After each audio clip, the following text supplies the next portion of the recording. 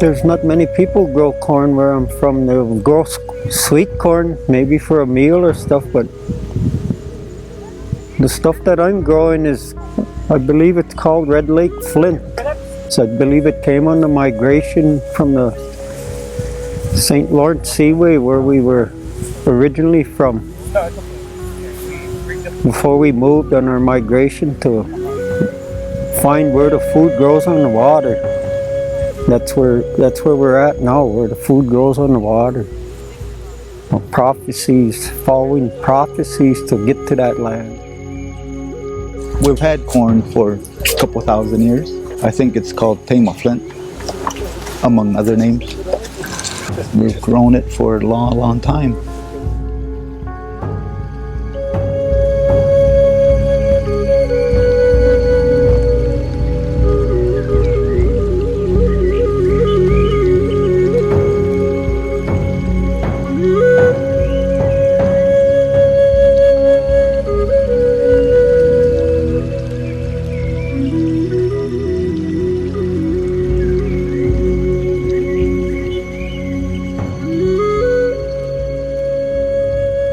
We invited corn growers from all over the Midwest to come to our community and learn about our way of taking care of white corn.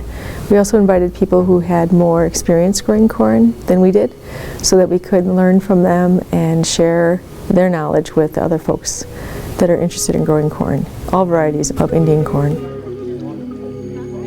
So I spoke with about 25 white corn growers in our community, and I asked them specific questions about what size acreage they were dealing with, what were some of the things that they were using to improve their soil health. Were they using kind of fertilizers? Were they using mechanical tools, or were they doing everything with hand operation? And through that I discovered that the operations are really small, and everyone seems to be struggling with the same thing of too many weeds, not enough fertilizer, poor soil health, and then their crop is stunted, and they didn't know what to do about it. They didn't know who to ask. So we decided to form a group, a white corn growers group, and we started growing together on a 3.5 acre field. What we're hoping to do is talk with farmers who have grown up growing white corn, who have lived with it and have a real special relationship with the corn, so they can teach us all the things to watch for during the season, how to take care of it. If something should happen, what could we do to remedy the situation? So we're really like sponges. We want to absorb as much knowledge as we can, and at the same time encourage other people that are first-time growers to come along with us. It's going to be a tough journey, but it'll be worth it in the end. This particular corn that we're growing is called Iroquois white corn, and it's about 110-day corn, which takes a full season where we are. We're in Region 5 and kind of the upper half of Wisconsin. So we have to jump in early and wait until it's pretty chilly before we harvest it right about now, October. So we're excited about the possibility of having a plentiful crop this year. It's the first time that we as a group of homeowners or just private citizens went together and said, I think we can do this. I think we can grow our own corn on a little bit larger scale so we can have enough to give away to some of our neighbors. So we took on 3 acres, and that's where we are today. We grow Iroquois white corn. It's a corn that we are currently growing right now and harvesting today. It's not like a sweet corn that a lot of people think about when they think of corn, nor is it a field corn that you'd feed to animals. It's a corn that we use for not only our ceremonies, but also we try to incorporate it in our daily diet.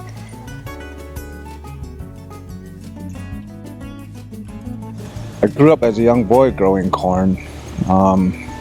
As far as I can remember, I was in the garden with my parents. In my later years, my father took sick, and one of the last few things that he had told me before he passed on was to keep the seeds going. And that was the initial reason why I decided to keep planting and keep the corn alive, as well as the beans and the squash seeds that he had. That these seeds were sacred, that we had to keep these seeds going for our future generations. And so I decided to keep them going, and I knew that they were part of our ceremonies that we had to use these corns, as well as the health benefits of them, of eating them, going back to our traditional foods. So I decided to keep growing corn. I pretty much only grow that one corn. It's the only one I have. Well, I have other ones, but I have yet to try them. What?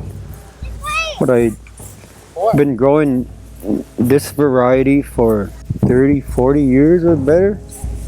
Somewhere around there. I've lost track of how long it's been. But I have to do it every year since I've started doing this. That's how ingrained it is. And Grandpa grew it, Auntie grew it. You know, a lot of people grew it before, but then it got kind of lost. Nobody had the seed no more. Or I'm very particular about who I give seed to. I do eventually want it to be given all to everyone who wants to do that, do the corn and stuff. This gathering was a good chance for me to do what I intend to do. Well, to us, corn is what we call life, because as a people, you got to remember, us Indians have been on this continent for thousands of years. My tribe, like most tribes, were Macedon hunters. We only ate big animals. But life changed, climate changed, and we lost those big animals. And we've always said our Creator loves us and will take care of us. And when that happened, we received corn, squash, and beans. And we became hunters and farmers. We had a village, a summer village, and where we would plant our crops. In the fall, we would, around about this time, we would go to our winter camps and hunt and trap. Then come back in the spring, fix up the summer village, and plant our crops again. And that cycle of life has continued on. And as a tribe, we're very lucky that we still follow somewhat our seasonal life cycle. We just finished harvesting our crops, and now as a tribe we're settling down for winter. We're geared to that, to make enough corn to last 3 months. That's winter time. You have to have enough corn to live because of our environment. The northeast corner of the United States, what's called the Northeast, is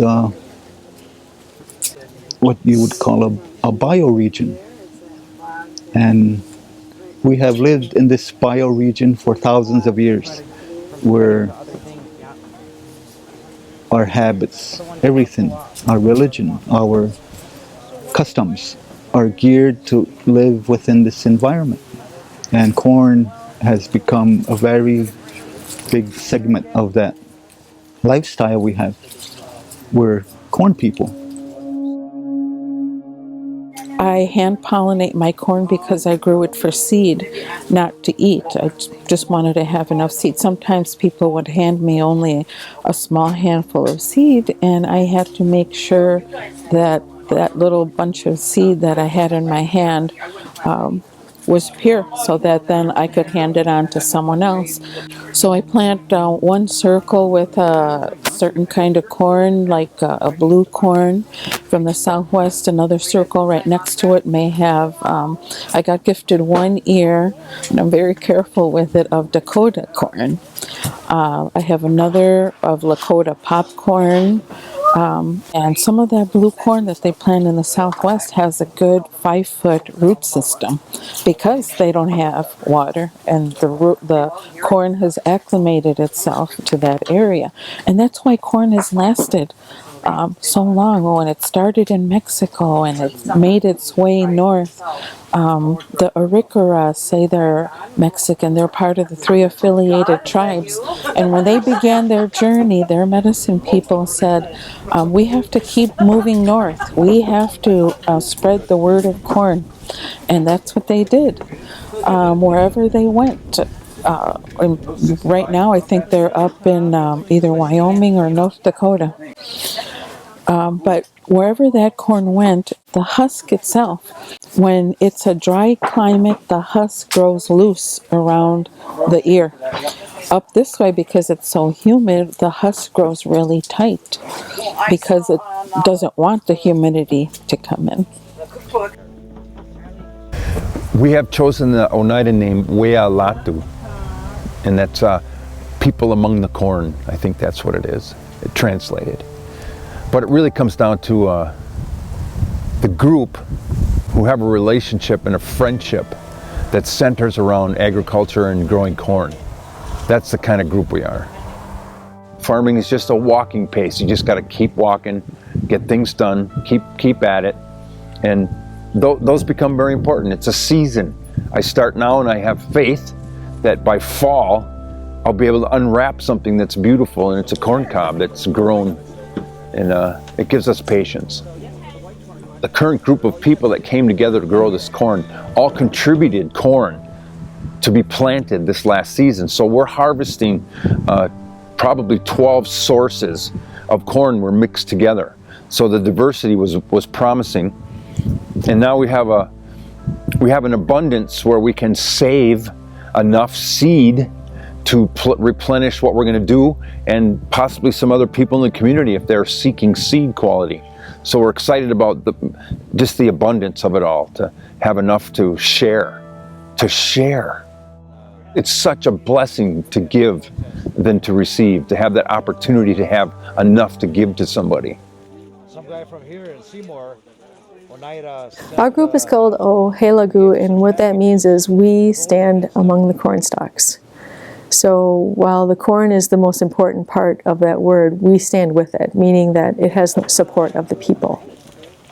Some of the memories that I have of corn is growing up eating corn soup, corn mush, corn bread like ganastohal. I remember it not being very common to have it around here. We would just usually have it for special occasions. And I remember when I went down to school, I went to college in Madison, my husband and I, and we didn't have access to the corn when we were there. We could bring some down with us, but we didn't necessarily come home all that often. And I remember just really wanting to have some corn soup, and we went to the grocery store and bought hominy and tried to make our corn soup that way, and it just made us more homesick. So it's nice that now that we're home, and not only is our nation growing more corn, but more families and more groups are trying to grow white corn to make it more available for people to not just have corn, our white corn, during our ceremonies or during special occasions, but just to have it on a regular basis to incorporate into our diets. One of the biggest challenges we have is cross-pollination with other strands of corn that are out there. In this area, it's mostly the sweet corn and the field corn that's meant for the animals. We don't know what's in the seed or how that seed came about for our neighboring cornfields. And if that gets into our corn, it can threaten the integrity of our corn. I'm sure a lot of people are talking about GMOs, and the farmers in this community, the big farmers, are using GMO corn, and that has the potential to carry on the wind and come into our white corn fields.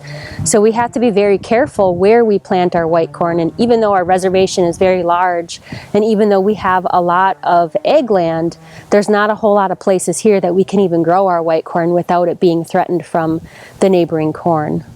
Primarily, we just have to limit ourselves to where we grow our corn, where probably where there's a lot of trees that will buffer our corn from the neighboring corn. I've also heard of people putting bags over their corn tassels to prevent cross-pollination, but we've never tried it. I hope it doesn't come to that where we'd have to do something like that. And we just, also distance and buffers are the two biggest things that we do to protect our corn from the GMO corn that the other farmers grow in the area. The GMO corn is the biggest threat of all to us. We live in an area that is surrounded by GMO corn growers. And that's a really big threat because our corn is open pollinated. All our heritage corn is open pollinated. And if it crosses, our corn will suffer from that. It'll get weak. So we try as much as possible to keep our corn separate, away from GMO fields, any other type of pesticide fields or spraying, any of the chemical stuff like that. All we do is plant right in the ground, no fertilizers or anything like that. We do our organic composting, but that's the only thing that we really have to do at this point with our ground. We know the geography of our territory, so we know our wind directions. We know what fields we can plant that are isolated. So we keep that all in mind. We have a little map of our territory where we know where we can plant corn safely that is away from GMO fields. And that's what we do to try to protect that. We started out just growing corn and donating corn to our ceremonies and to the people who need ceremonies. And all the corn that we grow now, it goes back to all our people. So anybody that needs corn, we're giving the corn back to them. We grow it, harvest it, take care of it, give it back to them. The Council of Chiefs seen that we were doing this and supported us in this. It's been something that they've talked about for years, of putting food away and going back to our original corns, using them, putting it back into our diet. So they support what we're doing, our farming projects, as well as they sanctioned us to have a new place to prepare the corn, which is the corn crib that I helped construct.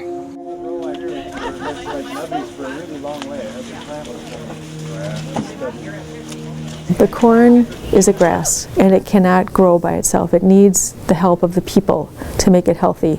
The people cannot grow without the corn. They need the corn to make them healthy, so it's a symbiotic relationship.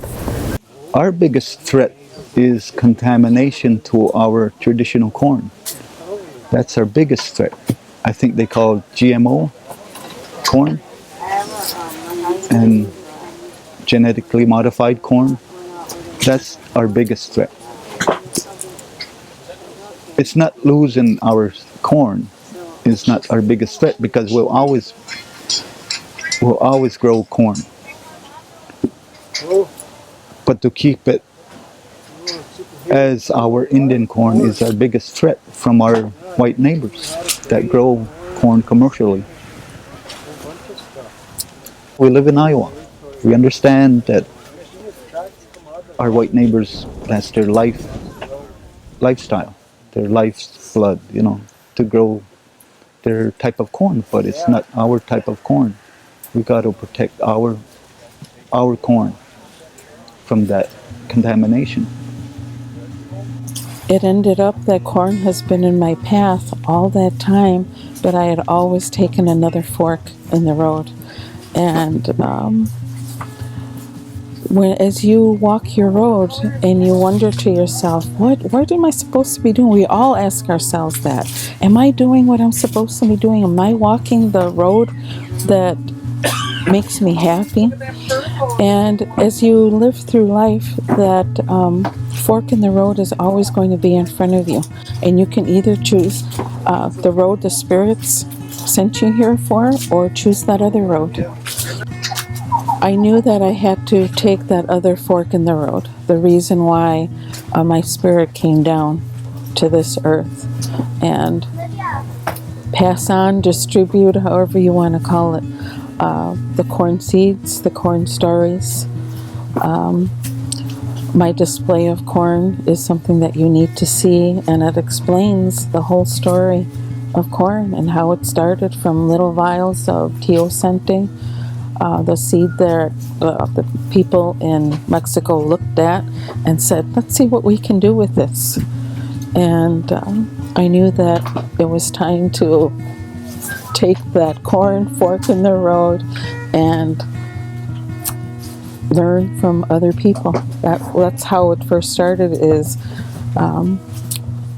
other tribes coming and saying, I hear you carry corn, I want you to carry our corn story.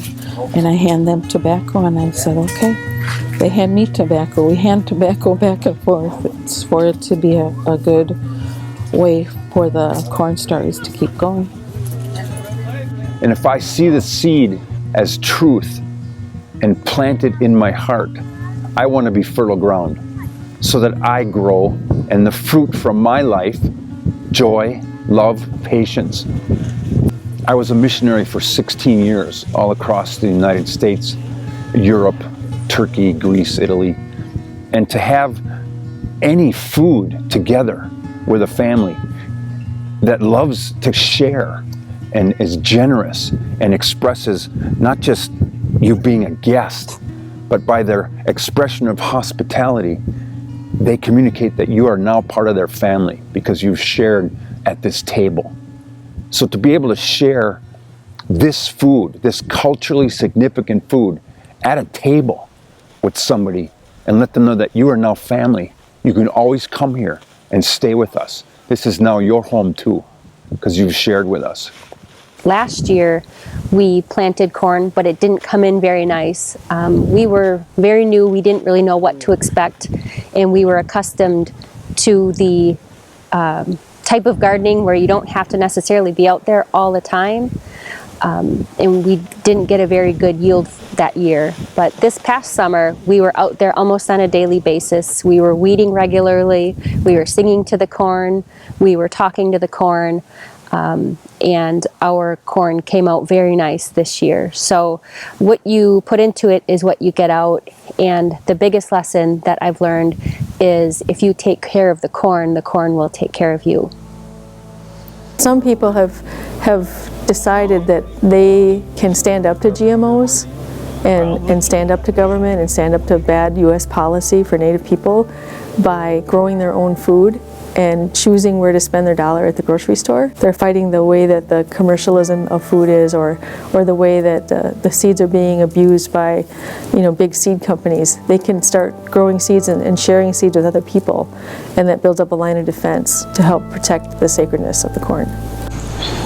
First of all, the first corn that we take out of the harvest is the corn for the ceremonies that we put that aside first. We put some corn into storage for future use, and then there's corn for personal ceremonies, people with personal ceremonies, and then we also, a part of the corn that we use just for eating during certain events, gatherings, whatever comes to our community. Some of the women will prepare the corn, and so that everybody gets a piece of it. Everybody gets a share in the harvest by us giving that corn to them at them particular times, so it could be shared among everyone. Mohawk people doing a seed exchange probably around 25 years ago, and it was just small, and we just exchanged seeds among each other. And later on it kind of grew. It started to grow, this seed exchange thing, doing seed trades for corn, squash, beans, and it was all our old Iroquois seed.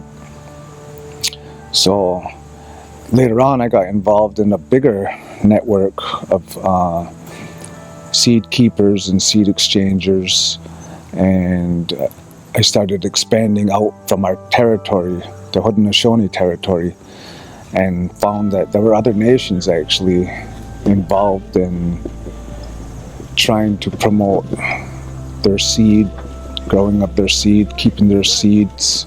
And I got talking to those kind of people, and I started actually trading seeds with different nations, their seeds and our seeds.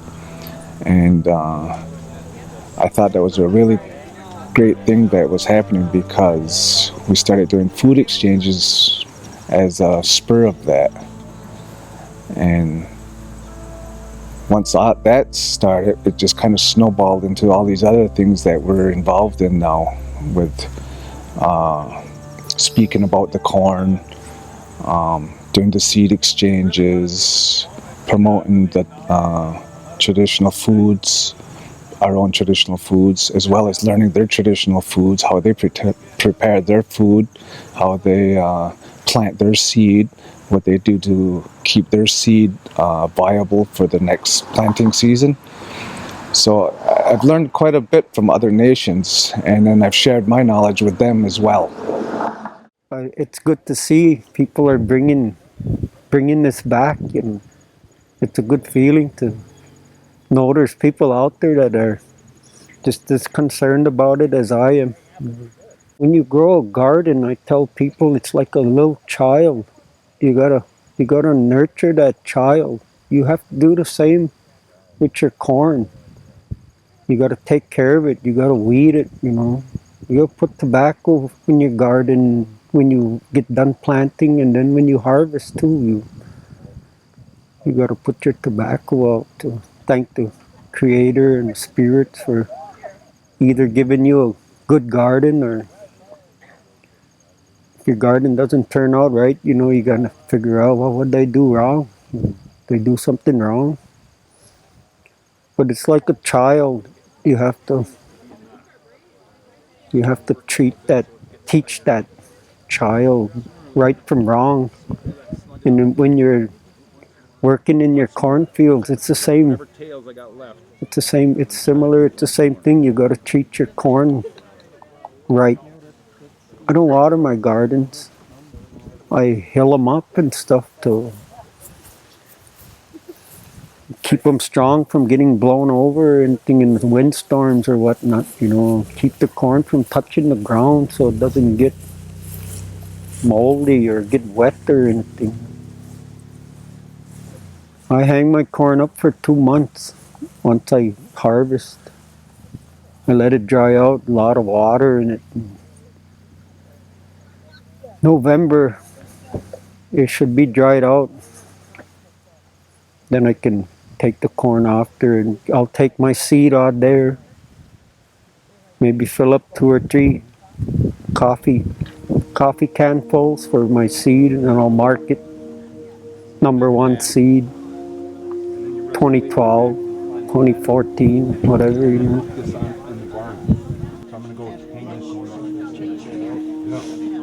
The lessons that corn has taught me is that you have to work to survive. You have to treat your land good. You have to keep your environment healthy, because if your environment dies, you die. You die as a people, you die as a civilization, and you disappear if your environment is not good. And one indicator with us is our corn. No matter what happens, but if economics comes, depression or whatever, you know, movement of food stops, we can always grow our corn and we can survive. But if we can't grow our corn and our corn won't grow, then we can't survive. So it all comes back to environment, to protect our environment, to be healthy. Because without a healthy environment, you disappear. You know, you disappear from the earth. And there's been a lot of civilizations, great civilizations, that have disappeared because of their environment was destroyed.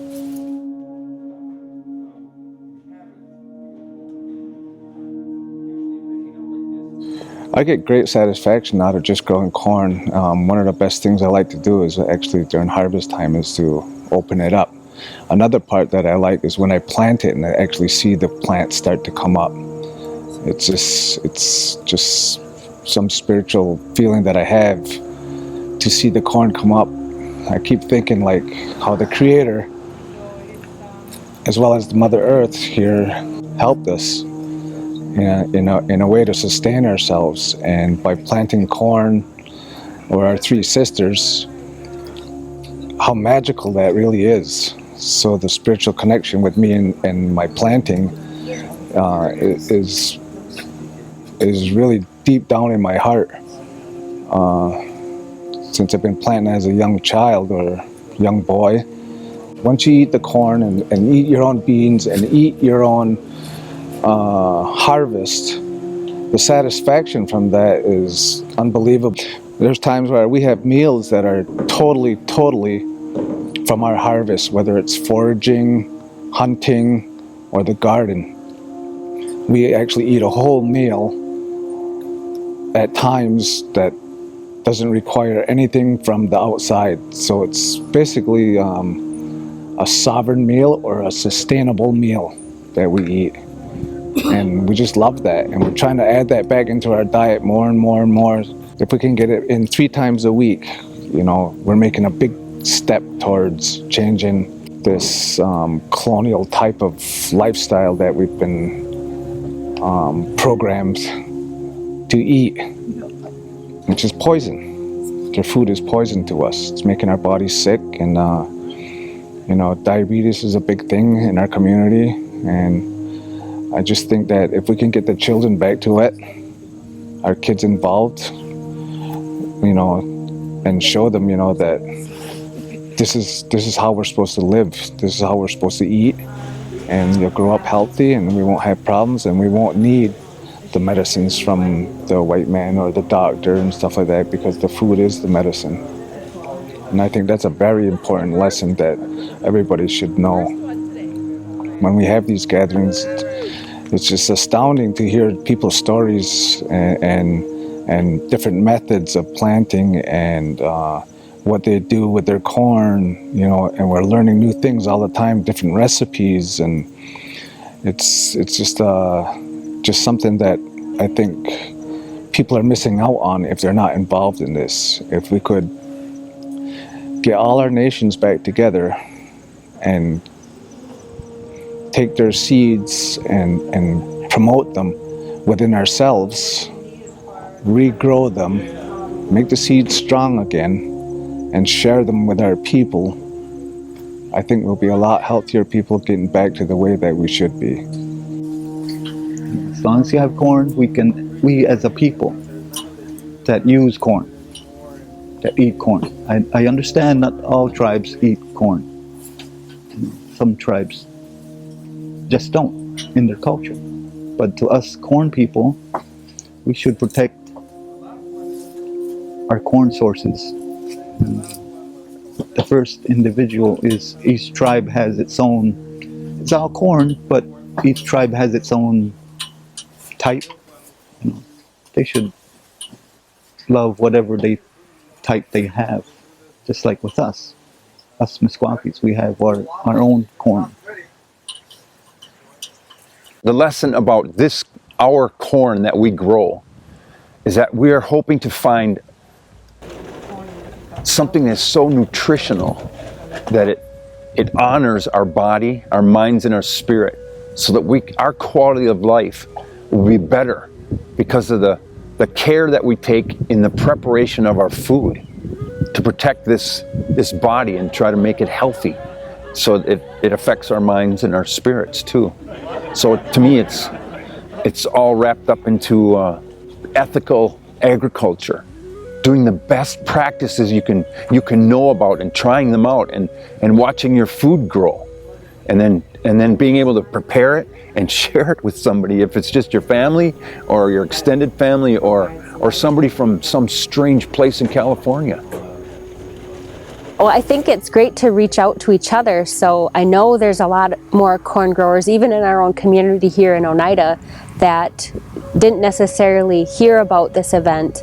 We need to do a better job to get the message out to those folks so that they can, stay in contact with us and we can learn from each other. The folks that came from Onondaga have taught us so much in just these past couple days. You want to learn about corn.